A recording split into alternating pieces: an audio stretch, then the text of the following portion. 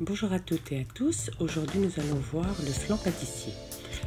Prenez votre matière grasse et vous allez du bout des doigts venir enrober de matière grasse votre farine. Vous allez la sabler, ce n'est pas grave s'il y a des gros morceaux, ils seront très vite lors du phrasage, bien homogénéisés. Faites une petite fontaine, vous rajoutez votre sucre et le sel en même temps, vous mélangez bien le tout.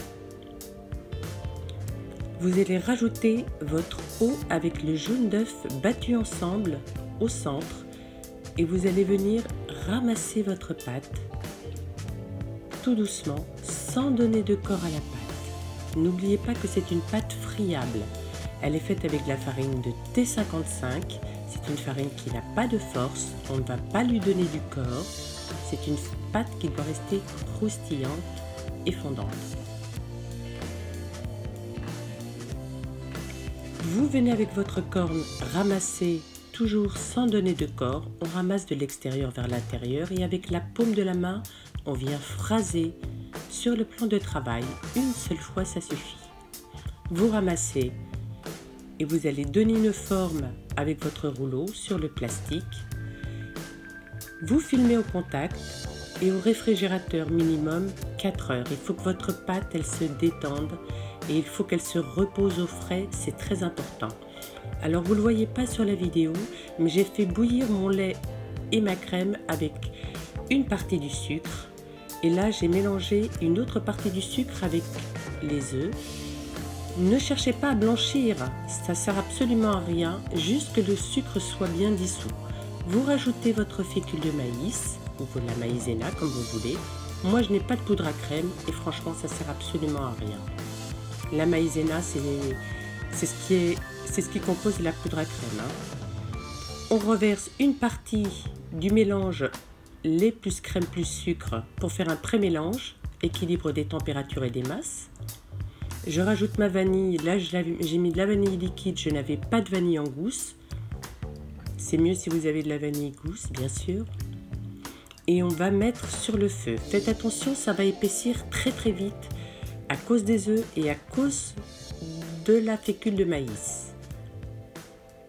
Vous venez bien corner le tout et avec votre fouet, vous allez venir mélanger rapidement à feu très doux. J'ai pris le mixeur plongeant parce que j'avais une masse qui était très épaisse. J'avais du mal à venir la liquéfier un petit peu. Donc le mixeur plongeant m'a beaucoup aidé. Les bulles vont disparaître par la suite. On pasteurise le tout sans cesser de remuer durant 2 minutes. Feu très doux. Et dès que vous allez voir le premier petit bouillon, la première bulle qui va éclater, vous allez stopper la cuisson.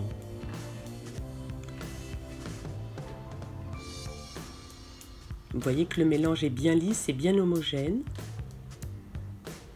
Je retire du feu immédiatement et je vais tout de suite le mettre sur un bac qui est passé au préalable au congélateur avec un film en dessous.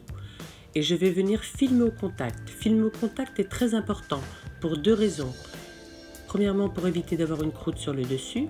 Et deuxièmement, dans l'air ambiant, vous avez des bactéries qui ne sont pas pathogènes, mais lorsqu'elles sont avec la vapeur d'eau et qu'elles vont retomber à l'intérieur, elles vont trouver toute la nourriture nécessaire pour se développer. C'est ce qu'on appelle des bactéries aérobies. Et elles risquent de contaminer votre crème. C'est pour ça qu'on filme au contact.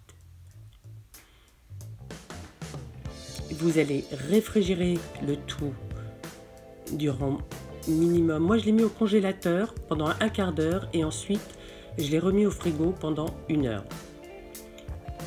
J'ai foncé ma pâte dans un cercle à tarte de 20 cm de diamètre et 6 cm de haut et j'ai mis ma pâte au congélateur. C'est très important que votre pâte soit congelée pour verser votre appareil à flan.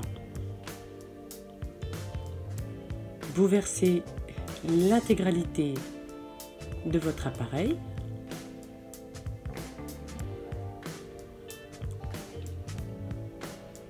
Alors vous ne le sentez pas, mais je peux vous assurer que ça sent très très bon.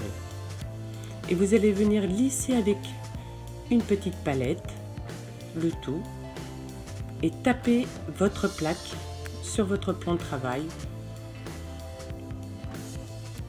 pour bien lisser le tout. Alors vous laissez à peu près la valeur de 5 mm à 8 mm du bord.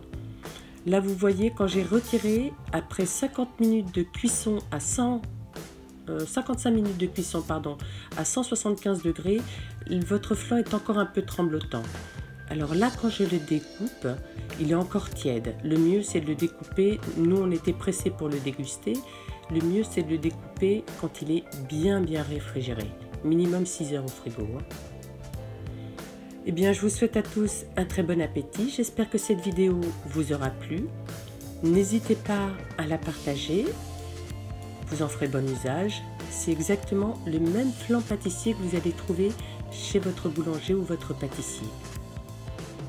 Je vous remets en fin de vidéo la recette de la pâte brisée, pâte à foncer sucrée, la recette de l'appareil à flan.